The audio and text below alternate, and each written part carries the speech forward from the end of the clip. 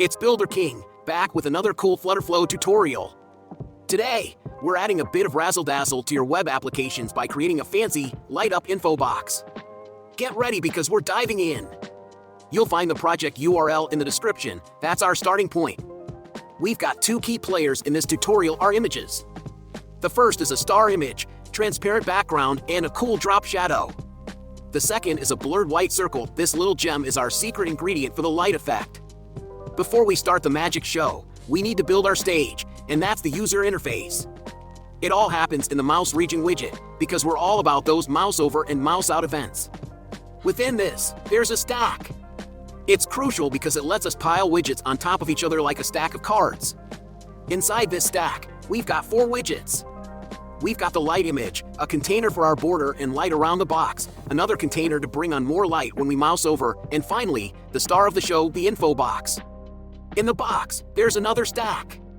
We place our star image here, aligned perfectly. Then comes the light image, giving that wow effect inside the box when the mouse hovers over it. Finally, we add a column for our text and buttons.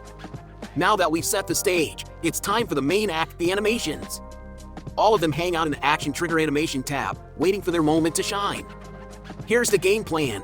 We want more lights when we mouse over. Let's break down the animations.